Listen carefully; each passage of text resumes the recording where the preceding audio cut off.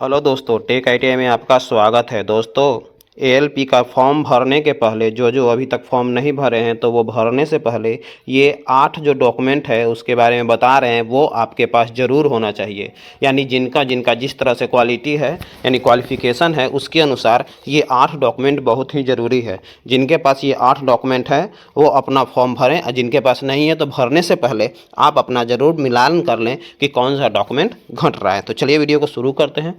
शुरू करने से पहले अगर आप मेरे चैनल पर पहली बार विजिट करें तो चैनल को सब्सक्राइब कर दें, साथ में बेल आइकन दबा दें, क्योंकि यहाँ से आपको लेटेस्ट अपडेट मिलता रहेगा। तो चलिए वीडियो को शुरू करते हैं।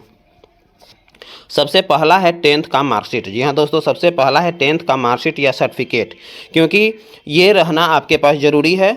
मार्कशीट किस लिए ज़रूरी है? क्योंकि इसमें से नंबर देना पड़ेगा कि कितना नंबर आपका आ रहा है, और सर्टिफिकेट इसलिए क्योंकि आपका सर्टिफिकेट नंबर मांगेगा कि सर्टिफिकेट का नंबर डालिए। तो ये दोनों होना आपके लिए ज़रूरी है। तो चलिए इसके लिए हम पहले देख लेते हैं कि क्या है। और एक चीज़ है कि आपका जो मार्कशीट है उसी के अनुसार आप फॉर्म में फिलअप करिएगा। मार्कशीट में जो नाम दिया हुआ है, पापा का नाम दिया हुआ है, या तो मार्कशीट में अगर किन्हीं का नहीं है तो सर्टिफिकेट में जो नाम है और पापा का नाम है तो 10th बेस पे ही फॉर्म भरिएगा, ताकि आगे चल के डॉक्यूमेंट वेरिफिकेशन में आपको दिक्कत नहीं हो। तो चलिए इसके बाद चलते हैं। दूसरा क्या डॉक्यूमेंट चाहिए?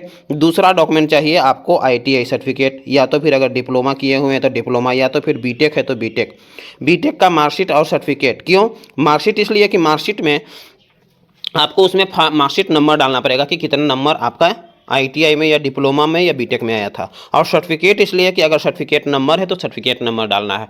ऐसे अगर सर्टिफिकेट नहीं है तो मार्कशीट पे भी चलेगा, लेकिन अगर सर्टिफिकेट है तो अगर वहाँ से जहाँ से आप पास आउट किए हैं वहाँ से जा कर के आप अपना सर्टिफिकेट ले आएँ, ताकि आपको आसान रहेगा।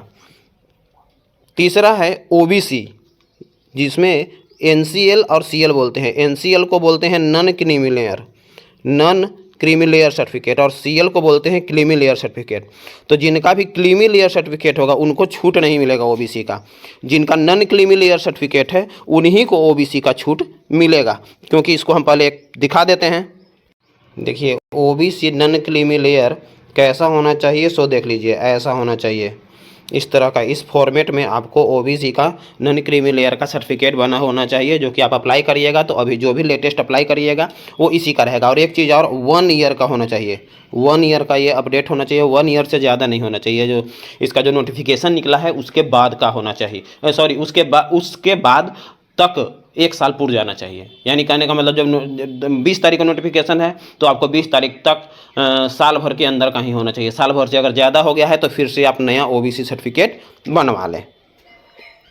नेक्स्ट चलते हैं। नेक्स्ट है एससी एसटी सर्टिफिकेट। जी हाँ दोस्तों, एससी एसटी सर्टिफिकेट, जो कैंडिडेट एससी एसटी से बिलोंग करते हैं उनका एससी एसटी का सर्टिफिकेट जरूर होना चाहिए। अगर एससी एसटी का आपके पास सर्टिफिकेट नहीं है, यानी कास्ट सर्टिफिकेट आपका सेंट्रल से नहीं है, तो आपको सेंट्रल का छूट नहीं मिलेगा। और एक चीज़ और, अगर कास्ट सर्टिफिकेट एक बार बन गया है, जो भी एससी एसटी कैंडिडेट है उनको बार बार बनाने का जरूरत नहीं है। उनको कास्ट ये नहीं है कि उनको साल भर के बाद फिर बनाना है। एक बार बन गया है तो उसी से उनका काम चल जाएगा। नेक्स्ट चलते हैं। 5वां है इनकम सर्टिफिकेट। अब इनकम सर्टिफिकेट जो कि ईबीसी, इकोनॉमिकल बैकवर्ड क्लास में है, तो उनके लिए इनकम सर्टिफिकेट ज़रूरी है। उसके लिए क्या क्राइटेरिया है? उनका कम, अगर जो भी ईबीसी में आते हैं, ओबीसी में हैं और जिनका आय 50,000 से कम है तो वो ईबीसी के थ्रू भर सकते हैं। लेकिन भरने से पहले ये ध्यान रखना होगा कि उनका एनुअल इनकम 50,000 से कम होना चाहिए। और 50,000 से कम अगर अभी तो भर दिए और बाद में जब डॉक्यूमेंट वेरिफिकेशन में अगर 50,000 से कम नहीं रहा तो सिर्फ इसमें आपको ईबीसी में छूट मिलेगा।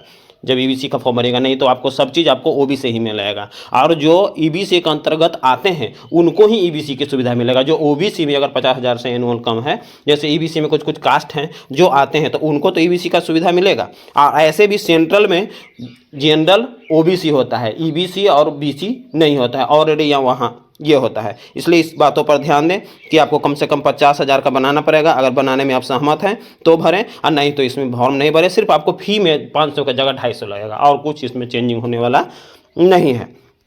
नेक्स्ट चलते हैं। नेक्स्ट क्या है?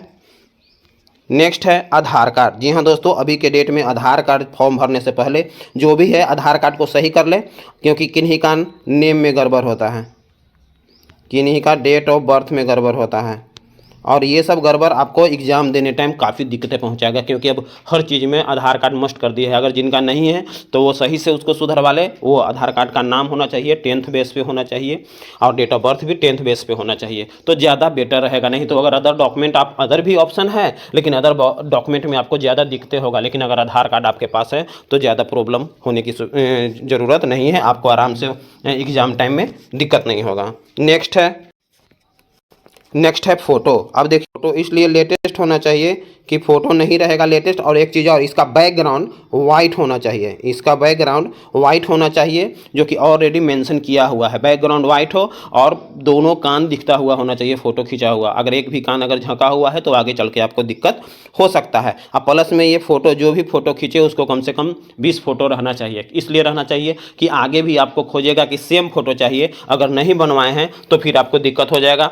या तो अभी 1-2 फ़ोटो भी चलेगा, लेकिन बाकी फ़ोटो कम से कम घर पे रखे रहिएगा ताकि आपको दिक्कत न हो। उसके बाद अगला है EWS सर्टिफिकेट। जी हाँ दोस्तों, जो जनरल कैटेगरी में आते हैं और EWS के छूट चाहते हैं, जो कि सीट में 10% का छूट है, तो उसके लिए आपको जनरल वालों को EWS का सर्टिफिकेट बनवाना पड़ेगा, और पहले ही बनवा लीजिएगा। अगर फॉर्म भर दिए उसके बाद का आपका रहेगा, नोटिफिकेशन डेट के बाद का बना हुआ रहेगा, तो आपको ये सुविधा नहीं मिलेगा। तो इसलिए जो भी इस से रिलेटेड रखते हैं उनको अपना EWS का सर्टिफिकेट ज़रूरी बनाना है। तो ये थे 8 पॉइंट जो कि आपके लिए बहुत ही ज़रूरी था। तो फॉर्म भरने से पहले ये सारे चीज़ को आप कंप्लीट जरूर रखिएगा, ताकि आपको फॉर्म भरने में कोई भी दिक्कत ना हो, और आगे एडमिट कार्ड भी आने में और आगे चल के डॉक्यूमेंट वेरिफिकेशन में कोई भी दिक्कत ना हो। तो दोस्तों, ये वीडियो कैसा लगा? अच्छा लगा तो लाइक, कमेंट और अपने दोस्तों को भी शेयर करें, ताकि वो भी फॉर्म भरने से पहले ये सारे डॉक्यूमेंट को तैयार रखें। जय हिंद।